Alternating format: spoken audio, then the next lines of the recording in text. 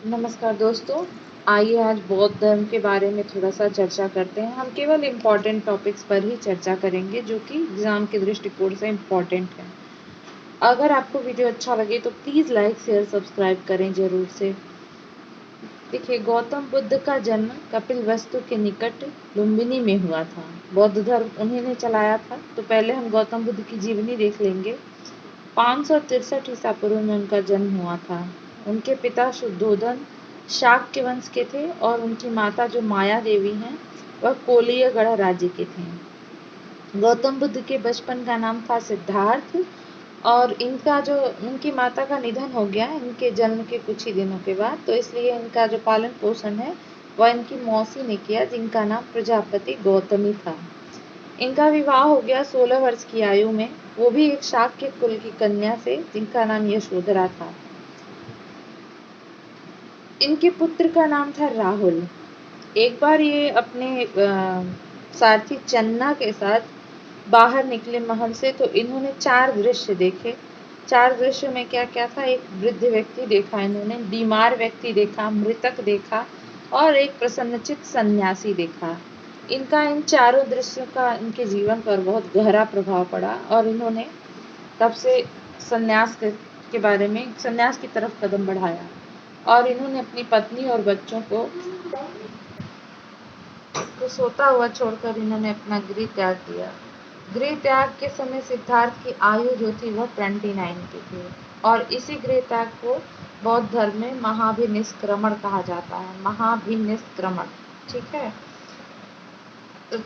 जो सिद्धार्थ थे ये बोध गया पहुंचे। उन्होंने 6 वर्षों की कठिन साधना के पश्चात 35 वर्ष की अवस्था में वैशाख पूर्णिमा को पीपल के नीचे गौतम को ज्ञान की प्राप्ति हो गई, ठीक है। ज्ञान प्राप्ति के बाद इनका नाम बुद्ध हो गया, इन्हें बुद्ध कहा गया। बुद्ध का एक और नाम तथागत भी मिलता है जिसका अर्थ है सत्य। सत्य है ज्ञान जिसका, तथागत, ठीक है। शाक्य मुनि कुल में उत्पन्न होने के कारण इनको शाक्य मुनि भी कहा जाता है। ये सब कुछ बुद्ध जी के नाम है। अब जब इनको ज्ञान प्राप्त हो गया तो उसके बाद ये उरुग्वेला से वाराणसी पहुंचे। यहाँ पर उन्होंने 5 सन्यासियों को उपदेश दिया, अपना प्रथम उपदेश दिया। इसी प्रथम उपदेश को धर्म चक्र प्रवर्तन कहा जाता है। उसके बाद इन्होंने राजगृह में भी कुछ समय व्यतीत किया। फिर मगध के राजा बिंबिसार के साथ भी इनका कुछ समय इन्होंने व्यतीत किया। राजगृह से चलकर फिर यह लिच्छियों की राजधानी वैशाली पहुंचे। वैशाली में भी इन्होंने कुछ समय व्यतीत किया और वैशाली के ही समय यहाँ जो वैशाली की नगर वधु थी आम्रपाली, उनकी यहाँ पर शिष्या बनी और भिक्षु संघ के निवास के लिए उन्होंने जो आम्रपाली थी आम्रवाटिका उसने प्रदान की। ज्ञान प्राप्ति के 8वें वर्ष में गौतम बुद्ध ने अपने वैशाली में जो उनके प्रिय शिष्य थे आनंद, उनके कहने पर महिलाओं को संघ में प्रवेश की अनुमति दी, ठीक है। देखिए, जो बौद्ध धर्म था उसके सर्वाधिक प्रचार कौशल राज्य में हुआ, कौशल में। यहाँ उन्होंने 21 वास किए, 21 बार ये जा कर पे वहाँ पर वास किए, ठीक है। बुद्ध ने अपने जीवन की अंतिम वर्षा ऋतु वैशाली में ही बिताई, ठीक है। वैशाली में इन्होंने अपने जीवन के लास्ट टाइम को स्पेंड किया और इनको जो है बाद में रक्त अतिसार हो गया और रक्त अतिसार होने के बाद ये कुशीनारा चले गए। कुशीनारा चले गए और वहाँ पर इनकी मृत्यु हुई, जहाँ पे इन्होंने अपने शरीर को त्याग दिया 483 ईसा पूर्व में। उस समय इनकी आयु थी 80 वर्ष। 483 ईसा पूर्व में उन्होंने अपने शरीर को त्याग दिया। बौद्ध ग्रंथों में इसको कहा गया महापरिनिर्वाण। महापरिनिर्वाण का अर्थ है शरीर त्याग देना या मृत्यु करना या मोक्ष प्राप्ति कर लेना, ठीक है। देखिए, जो बुद्ध के प्रथम उपदेश थे उसको कहा गया धर्म चक्र प्रवर्तन। बुद्ध का जो उपदेश था, बुद्ध ये मानते थे कि 4 आर्य सत्य होते हैं। ये 4 आर्य सत्य क्या हैं? दुख, दुख समुदाय, दुख निरोध, दुख निरोध और दुख निरोध गामिनी ततिपदा, ये 4 आर्य सत्य हैं। अर्थात बुद्ध यह कहते हैं कि दुख है और दुख का कारण भी है। दुख का जो दुख है बहुत ज़्यादा दुख है और उसका कारण भी है, और इसी को इन्होंने 4 आर्य सत्य कहा।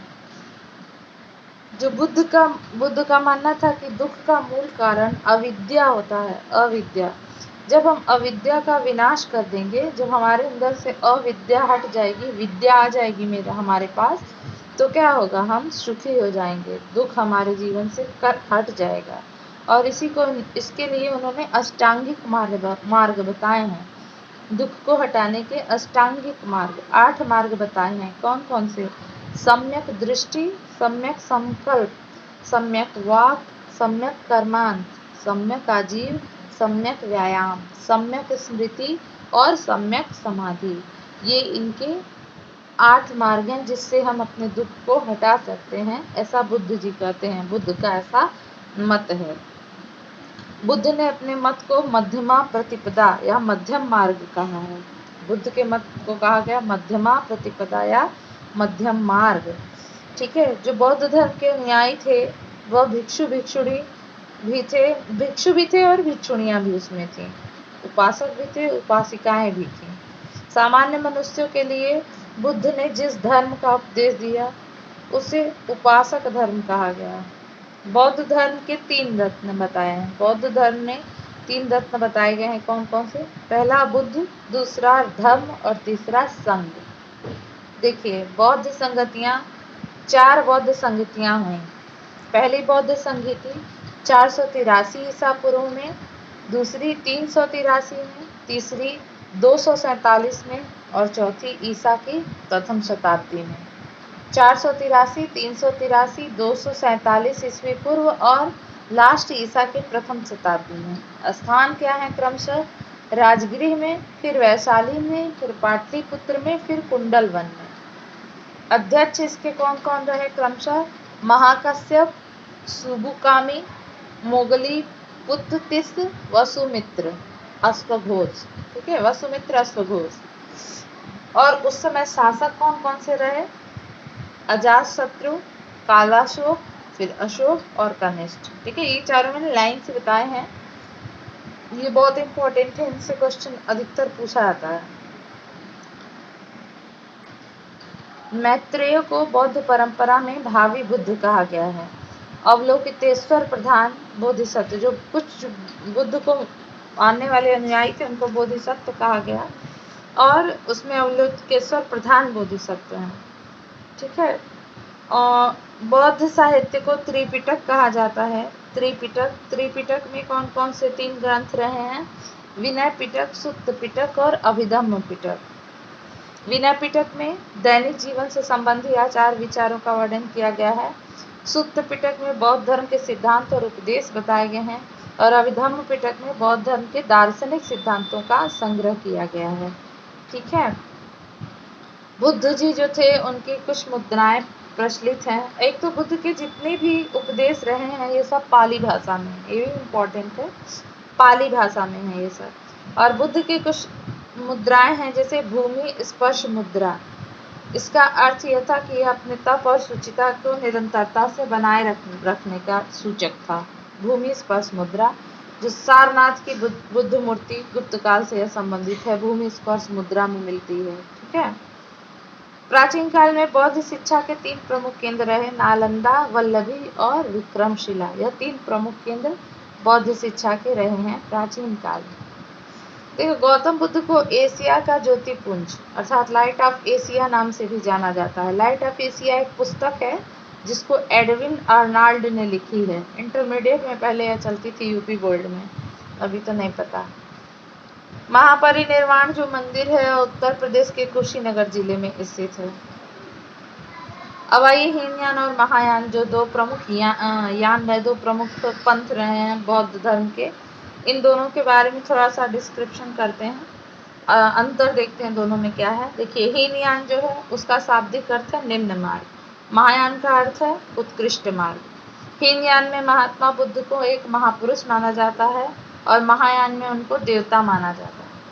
हीनयान जो है विभक्तिवादी है, उसके अनुसार प्रत्येक व्यक्ति अपने प्रयत्नों से ही मोक्ष पाता है, जबकि महायान में माना गया है कि यह परोपकार और परसेवा को मानता है। महायान, इसका उद्देश्य समस्त मानव जाति का कल्याण है।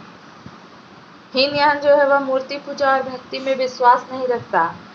जो महायान है वह आत्मा और पुनर्जन्म में विश्वास रखता है। हीनयान उसमें विश्वास नहीं रखता। हीनयान क्या है यह? इसके अनुसार जो साधन पद्धति है वह थोड़ी कठोर है, जबकि महायान के अनुसार जो साधन पद्धति है वह सर्वसाधारण के लिए भी सुलभ है। हीनयान का आदर्श है अहृत पद को प्राप्त करना, जबकि महायान का आदर्श है बोधिसत्व को प्राप्त करना। हीनयान के कुछ प्रमुख संप्रदाय, हीनयान भी बाद में आगे चलकर दो समुदायों में बट गया, वैभाषिक और सौत्रांतिक, और महायान भी दो में बट गया, शून्यवाद और विज्ञानवाद। तो यह हीनयान और महायान के बीच में शॉर्टकट में थोड़ा सा अंतर था। आपको हमारा वीडियो कैसा लगा? अगर आपको अच्छा लगा हो तो आप हमें लाइक शेयर सब्सक्राइब करें, और बौद्ध धर्म से संबंधित अगर आपको कोई अन्य जानकारी प्राप्त हो तो हमारे कमेंट बॉक्स में कमेंट करके ज़रूर बताएं। Thank you.